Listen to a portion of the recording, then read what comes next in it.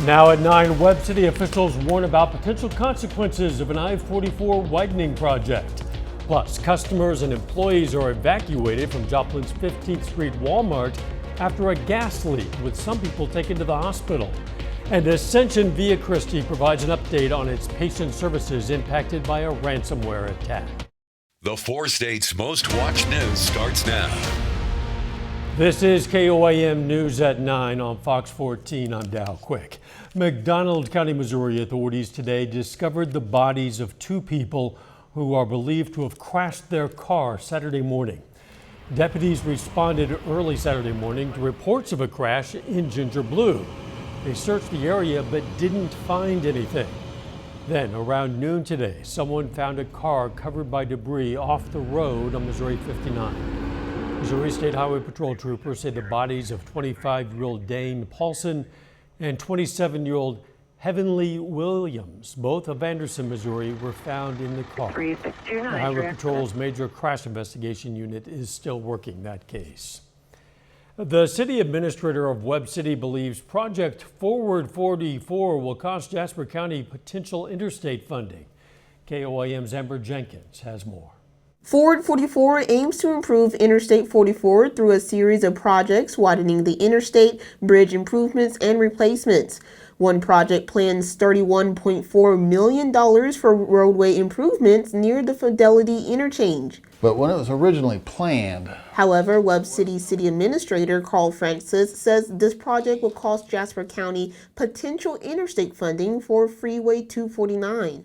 I think that Jasper County is about to miss out on the future possibility of interstate highway inside Jasper County. 18 miles worth of interstate highway in Jasper County will never be turned to interstate, because if they leave 49 on I-44, that's the end of it. Francis says Freeway 249 should be considered an interstate so Jasper County can receive more funding and reduce the flow of traffic near the Fidelity interchange. The main thing is it also would reduce the amount of traffic having to make the turn at Fidelity, which would reduce the accidents.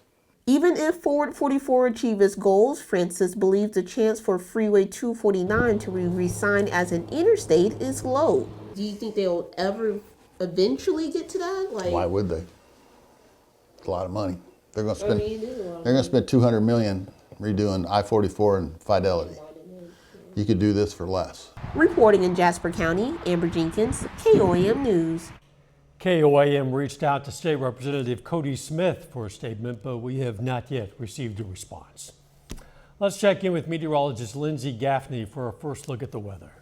Well, temperatures now have started to drop down to the lower 60s, pretty uniform across the area. 60 in Monette, 64 in Joplin and Miami, 62 in Neodesha, so low 60s, and we're going to continue to drop as we get into the overnight hours. We've also seen a lot of rainfall. If you're in the blue, so more of the northern counties, you saw less than half an inch of rain, and anywhere in the central counties, Independence, Pittsburgh, Joplin, saw closer to an inch and a half to half an inch as well. Now, just southwest of Monette saw about 2 inches or more of rainfall as all of these storms have finally cleared out. But we do have a few more rounds of rain continuing for the rest of the week. Still no severe threat, but I'll have more details for you in just a bit. See you soon.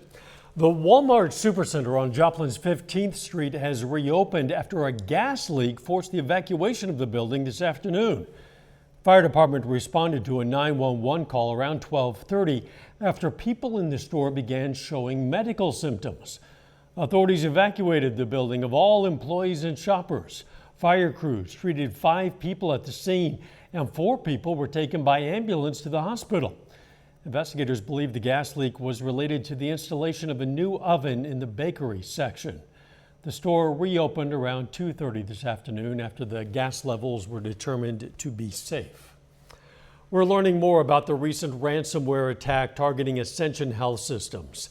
Ascension said today it worked around the clock with the support of cybersecurity experts over the weekend to respond to the attack. Ascension says they're making progress, but it's going to take some time to return to normal operations. They add all Ascension Via Christi hospitals, physician offices, and care sites across Kansas remain open and operational. However, patients may encounter longer than usual wait times and some delays. Ascension is posting updates online through about.ascension.org. Bourbon County, Kansas residents will vote on a plan to help establish and operate a new emergency department in the county following the closure of Ascension Via Christi's ER in Fort Scott late last year. Voters will decide tomorrow whether to adopt a quarter-cent retail sales tax to fund that proposal.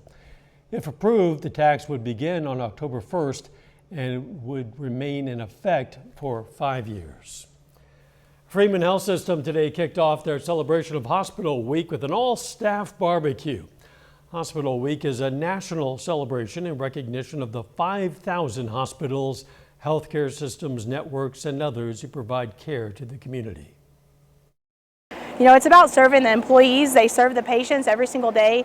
People don't realize that healthcare is actually part of customer service.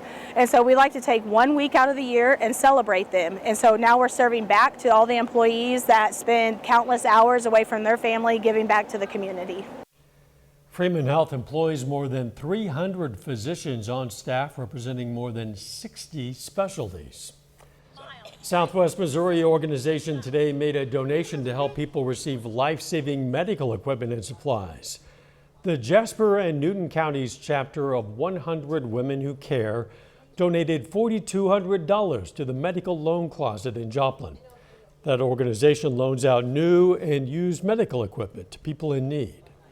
There's many people who need equipment that is not covered by their insurance or they can't get it in a timely fashion, so we stand in the gap between what you need and what you can get through insurance. Officials say the donation will cover 4 months of rent for the organization's warehouse. Some Pittsburgh residents got a lesson on the history of America's first ladies.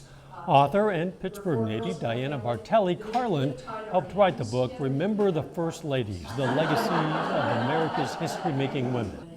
Today she came to the Pittsburgh Public Library to sign copies of the book and give a presentation about the information reports. Public Library, and if you are interested in the First Ladies, because who wouldn't be, you can learn more about sometimes a hidden part of history, and I think Diana has done a wonderful job of bringing that kind of the hidden part of American history to light in discussing the First Ladies, because they have had a tremendous impact on our history and our culture. Carlin has taught courses on First Ladies at 3 universities, including St. Louis University and the University of Kansas. Coming up, if you're considering using some of the new weight loss drugs on the market, we'll have some facts you need to know. New smartphone apps with artificial intelligence might soon be able to detect users' mental health issues. Researchers say tracking daily physical and social behaviors catches changes a weekly or monthly therapy visit might miss. Dr. Nicholas Jacobson co-created the app Mood Capture as part of a recent Dartmouth College study. Users have selfies taken from their phone while answering questions about their mood. The AI model was 75% accurate in detecting depression signals. Yeah. And really the purpose of it is not to just monitor folks continuously in a big brother way. It's to try to actually put power back into their hands using data that's really from their daily lives and informs their mental health needs. The study collected more than 125,000 images from 177 participants. Researchers want to improve the app's security by ensuring the photos never leave the phone. An estimated 2 in 5 adults have obesity in the U.S. That's according to the CDC. But new weight loss drugs are changing the lives of many who struggle with weight and the chronic conditions that go along with it. However, experts say these medications aren't for everyone. Mandy Gaither has 5 facts about these new drugs that everyone should know. The demand is skyrocketing. About 1 in 8 U.S. adults have used medications like Ozempic and Wegovy, according to a recent survey, and the drugs aren't just aiding in weight management. We see them helping with blood sugar control and diabetes. We see benefits in heart disease and likely to see more to come. Dr. Scott Butch is director of obesity medicine at Cleveland Clinic. He says the first thing to know about these new weight loss drugs is that they're not for everyone. Right now, the medications are approved to treat people with obesity, not those trying to shed a few pounds. Second, the drug should only be acquired through an experienced, trained medical professional. Third, this class of drugs called GLP-1 may lead to more pregnancies because of how they work. And since there's not enough research on the effect this medication may have on a pregnancy, patients should stop taking the drugs at least 2 months before trying to get pregnant. Next, there are potential side effects. Butch says that includes nausea, vomiting, constipation, diarrhea, and fatigue. Finally, Butch says insurance doesn't cover the medication for weight loss. Bias exists around obesity that affects both the reasons why insurance companies are not covering anti-obesity medications like these, as well as why certain implementation of obesity treatments, like seeing a dietitian, for example, isn't covered by most insurance companies. For Health Minute, I'm Mandy Gaither. The FDA has also warned consumers about potentially dangerous counterfeit versions of these new weight loss drugs. Another reason to only get them from a trained medical professional. Scientists at the University of California, San Diego are exploring a possible link between changes in metabolism and the development of autism spectrum disorder. While there are known genetic risk factors, the researchers say their study showed children with ASD had strikingly different ways their bodies respond to metabolic stress. Scientists think the research could help lead to better detection methods and potential medications to manage autism symptoms. Lindsay's next with a complete look at the forecast. And later, a Pitt State softball standout earns a Player of the Year award. We're going to have more in sports.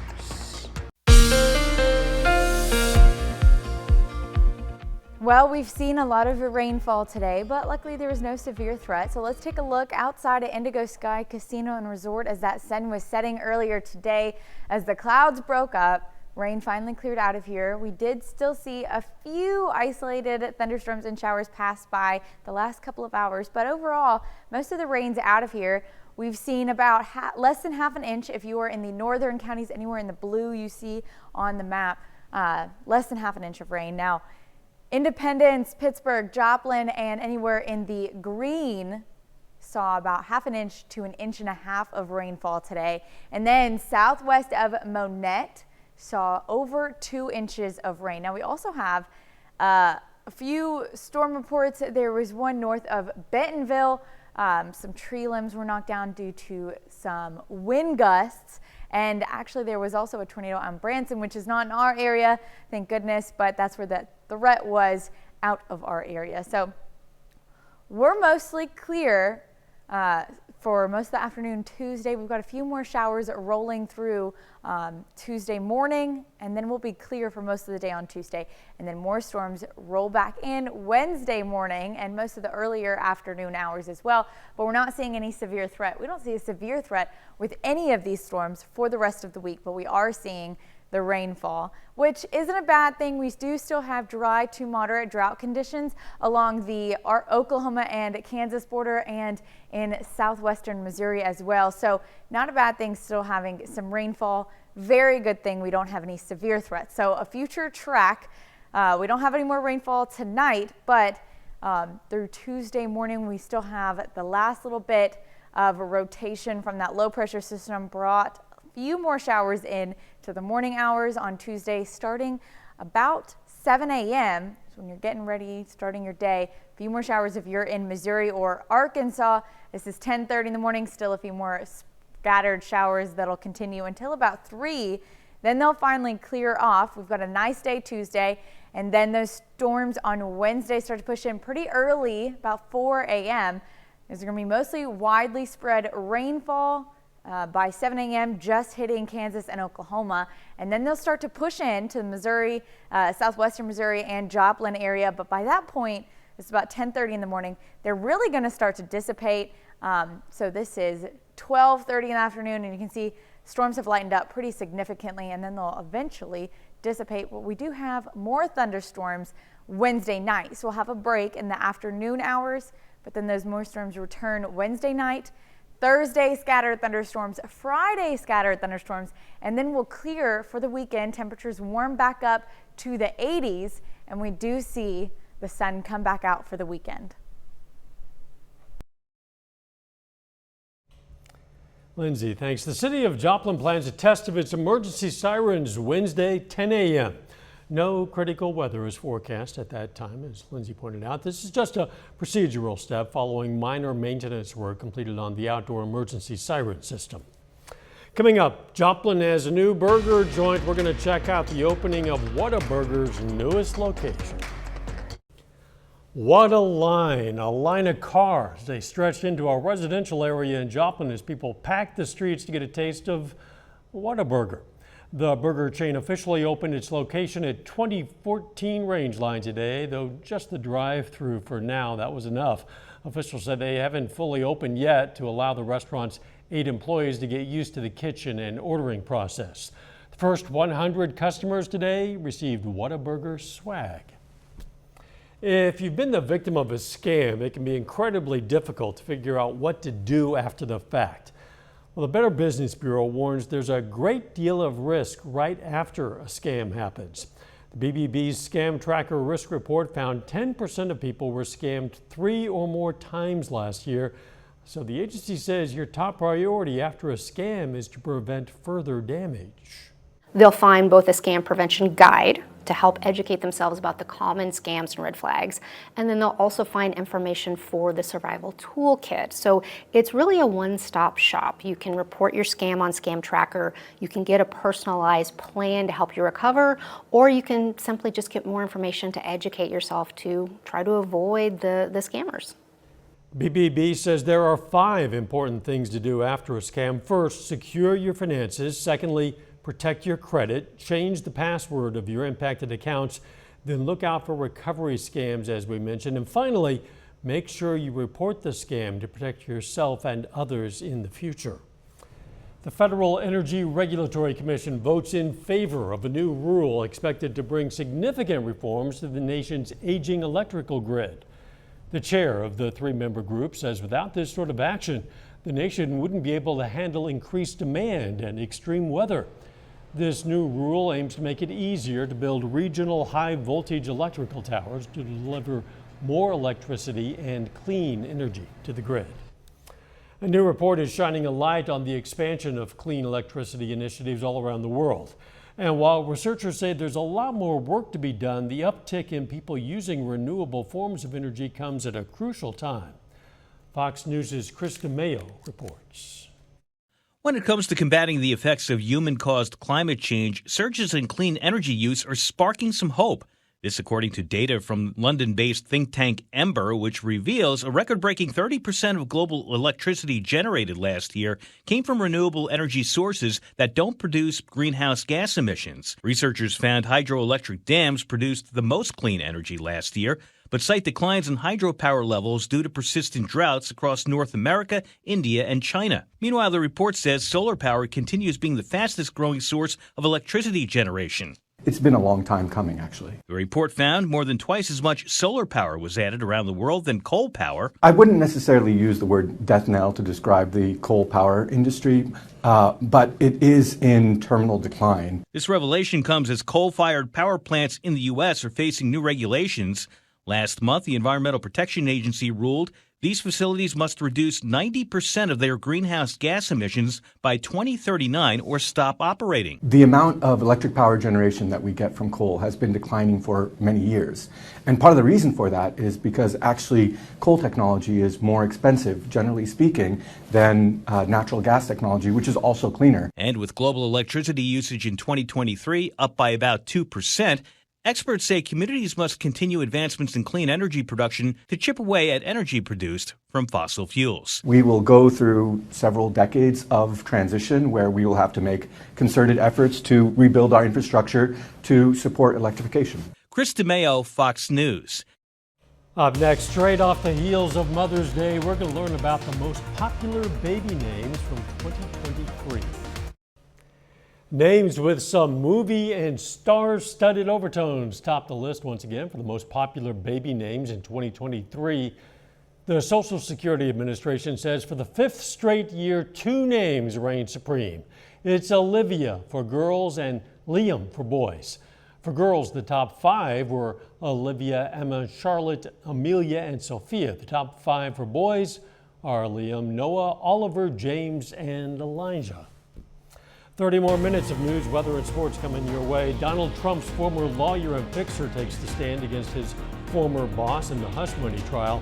Plus, crews demolish a portion of the Francis Scott Key Bridge debris as the shipping channel nears reopening. You're watching the 4 states' most watched news. This is KOAM News at 9 on Fox 14. I'm Dow Quick. The key witness in the trial of former President Donald Trump took the stand today. Michael Cohen is Trump's former attorney and fixer who the prosecution believes could link Trump to illegal record keeping. Fox News correspondent Connor Hansen has more now from New York. One of the most highly anticipated moments of former President Donald Trump's criminal hush money trial is here. Trump's ex-attorney Michael Cohen takes the stand. Prosecutors questioned Cohen about his work for Trump during the 2016 campaign to keep negative stories out of the press. That included a $130,000 payment to Stormy Daniels. Got no evidence, and I'm innocent. Cohen testified that Trump directed him to stop Stormy's alleged affair story from getting out, or at least be delayed until after the election, suggesting that was Trump's sole motivation, not to keep it from his family.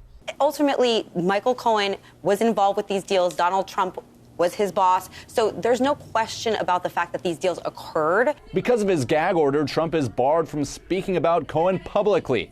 But others have suggested the jury could have trouble believing his testimony. Of course, Michael Cohen is literally a convicted liar, so it's a huge risk for the prosecution to put him on. Several Republican lawmakers vying for Trump's vice president spot sat in on court to support Trump and to denounce the trial. Does any reasonable, sensible person believe anything that Michael Cohen says? I don't think that they should, and I actually think that his testimony is going to hurt with any reasonable juror. Tuesday, Trump will reportedly attend a high-dollar fundraiser in New York, hosted by several billionaires, including the owner of the New York Jets. In New York, Connor Hansen, Fox News. Wildfire smoke from Canada is having an impact on air quality in the upper Midwest. Smoke from more than 100 Canadian wildfires has now spread into the U.S., triggering air quality alerts in Wisconsin and Minnesota. The scene is similar to last summer when residents in multiple states dealt with hazy skies and smoky air. Experts say Canada's unprecedented fires could send even more smoke farther south this year. I would suspect it may even be worse this year. We had very large amount of dormant fires in the Northeast and south of our community. Very little snow, virtually no snowpack. And we entered the spring in a Category 5 drought situation. So far, the wildfires in Canada have burned more than 13,000 acres. Officials in Minnesota urged people to limit their time outdoors today and keep their windows closed. Nearly 2 months after a ship struck the Francis Scott Key Bridge, crews today demolished a key portion of that structure. It comes as the Coast Guard estimates the port's permanent channel could reopen this month. Fox's Jared Halpern has more from Washington. Crews in Baltimore using controlled explosions to break apart of a massive portion of the collapsed Francis Scott Key Bridge on Monday. The 500-foot-long span sits on top of a cargo ship that crashed into a support column in March, killing 6 construction workers. The vessel's 21-member crew remains on board during demolition. They are necessary to keep the ship safe and operational. If something were to happen, they are in the best place to actually fight a fire on board the ship. The Port of Baltimore has been closed to most maritime traffic since the accident. Coast Guard officials say after demolition, they plan to refloat and remove the cargo ship in about 2 days, with the goal of fully reopening the port's permanent channel by the end of the month. There were some who, when we were here weeks ago, looked at the complexity of this operation and said, this is going to take months. We've been able to get it done in a matter of weeks. In the weeks after the bridge collapse, the federal government approved $60 million in emergency funding, but there are still questions about who should pay for rebuilding efforts. Last month, a group of lawmakers unveiled legislation to make sure Maryland taxpayers are not on the hook for some of the construction cost. Those responsible and those insurance claims will help to make sure the federal taxpayer gets the relief from those responsible. The House Committee on Transportation and Infrastructure holds a hearing Wednesday about the response to the collapse. In Washington, Jared Halpern, Fox News. A bit later, more hiring at police departments. America is hiring more police officers. I'm Madison Allworth in Nassau County. We're going to show you these canines at work and tell you about that investment after this.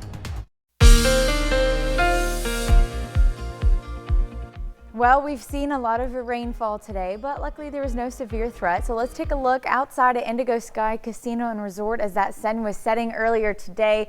As the clouds broke up, rain finally cleared out of here. We did still see a few isolated thunderstorms and showers pass by the last couple of hours, but overall, most of the rain's out of here. We've seen about less than half an inch if you are in the northern counties, anywhere in the blue you see on the map, less than half an inch of rain. Now, Independence, Pittsburgh, Joplin, and anywhere in the green saw about half an inch to an inch and a half of rainfall today. And then southwest of Monette saw over 2 inches of rain. Now we also have a few storm reports. There was one north of Bentonville. Some tree limbs were knocked down due to some wind gusts.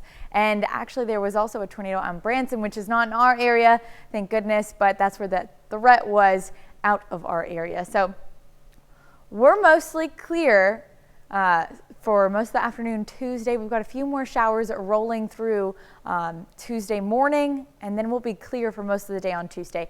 And then more storms roll back in Wednesday morning and most of the earlier afternoon hours as well. But we're not seeing any severe threat. We don't see a severe threat with any of these storms for the rest of the week, but we are seeing the rainfall, which isn't a bad thing. We do still have dry to moderate drought conditions along the Oklahoma and Kansas border and in southwestern Missouri as well. So not a bad thing, still having some rainfall. Very good thing we don't have any severe threats. So a future track, we don't have any more rainfall tonight, but through Tuesday morning, we still have the last little bit of a rotation from that low pressure system brought few more showers in to the morning hours on Tuesday, starting about 7 a.m. So when you're getting ready, starting your day, a few more showers if you're in Missouri or Arkansas. This is 10:30 in the morning, still a few more scattered showers that'll continue until about 3. Then they'll finally clear off. We've got a nice day Tuesday, and then those storms on Wednesday start to push in pretty early, about 4 a.m. There's going to be mostly widely spread rainfall by 7 a.m. just hitting Kansas and Oklahoma, and then they'll start to push into the Missouri, southwestern Missouri and Joplin area. But by that point, it's about 10:30 in the morning. They're really going to start to dissipate. So this is 12:30 in the afternoon, and you can see storms have lightened up pretty significantly, and then they'll eventually dissipate. But we do have more thunderstorms Wednesday night, so we'll have a break in the afternoon hours, but then those more storms return Wednesday night. Thursday, scattered thunderstorms. Friday, scattered thunderstorms. And then we'll clear for the weekend. Temperatures warm back up to the 80s. And we do see the sun come back out for the weekend. Lindsay, thanks. Coming up in sports, regional playoffs begin for high school softball in southeast Kansas. Plus, a Crowder Rough Rider is named the Region 16 Baseball Player of the Year. John Dales has those stories and more coming up next.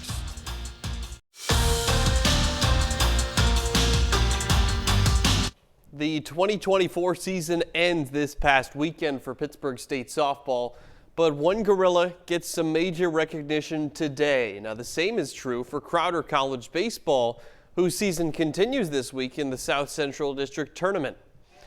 Pittsburgh State outfielder Heather Arnett is named the Central Region Player of the Year by the Division II Conference Commissioners Association. The PSU sophomore adds this to a very lengthy list of accolades, including MIAA Co-Player of the Year and Gold Glove winner. Arnett set school records for hits, runs scored, and stolen bases in a season this year, while helping lead the Gorillas to a 53-8 record. Elsewhere, Crowder College outfielder Colton Reynolds is named the Region 16 Player of the Year. This comes after the Rough Riders won the Region 16 tournament and punched their ticket to the South Central District Tournament. Reynolds is hitting just under .375 this season. He's got 10 home runs and 67 runs batted in. It's regional playoff time for high school softball in Southeast Kansas. 4 quarterfinal matchups take place today at Riverton High School. Now the top seed in the region is Frontenac, and they played like it today. The Lady Raiders have no problem with their quarterfinal against Galena. They win 15-0 after just 3 innings. Meanwhile, Baxter Springs wins 4-3 in a walk-off from Chesney Billings in extra innings. The Raiders and Lions will see each other tomorrow in the semifinals, in semifinals on Wednesday afternoon. Elsewhere in that same regional, the host team Riverton with a big upset in its quarterfinal. Lady Rams take down 3-seed Caney Valley 5-2. They'll be facing Columbus in the tournament semis on Wednesday. The Lady Titans beat Girard 10-0 in a game that goes final after just 5 innings. Playoffs in full swing for high school baseball in Missouri as well. In the Class 4 District 11 semis, Aurora beats the 1-seed Monette in a marathon of a game. Hound Dogs score 6 runs in the 10th inning to earn a spot in the district championship. And the Hound Dogs will face Mount Vernon in that district title game tomorrow evening. Mountaineers shut out Seneca 4-0 in the semifinals tonight. That helps them move on to the finals. Moving over to pro football, the Chiefs will begin their quest for a 3rd consecutive Lombardi Trophy in the first game of the 2024 NFL season. The back-to-back Super Bowl champs will host the Ravens at Arrowhead on Thursday, September 5th. The NFL announces today this will be a rematch of last season's AFC title game, which Kansas City won 17-10 in Baltimore. Over to the NBA playoffs, the Thunder try to even up their series against the Mavericks tonight at 2 games apiece. In order to do that, they have to win in hostile territory. Game 4 of the Western Conference semis tonight in Dallas. The Thunder in some trouble. At halftime, they trail Dallas 54-43. 3-point shooting has been the big difference maker so far. The Mavericks have made 10 3-point shots compared to just 1 from OKC. You got to think that the law of averages, things will turn around in the second half for OKC, but even if they do, 11-point deficit, that's a big hole to climb out of. Yeah, they started the playoffs red hot, but not so much lately. Lost 2 in a row. This would be 3 in a row tonight. Yeah, that's not good. We'll be right back. It's National Police Week, and a new survey shows some departments are seeing an increase in recruits after years of declines. Fox Business correspondent Madison Allworth is at a police training center in Garden City, New York with more. Police departments around the country are seeing their sworn officers go up for the first time since the pandemic. It's a real reversal of a trend where we were seeing early retirements and police departments struggling to get new candidates out because of issues like the pandemic and protests and defund the police efforts. Here in Nassau County, they say they never had that issue. The difference that you see in Nassau County compared to one of our major cities is that the investment is in policing. We don't pull back. When you want a better product, you put money behind the product. You want to invest to make it better.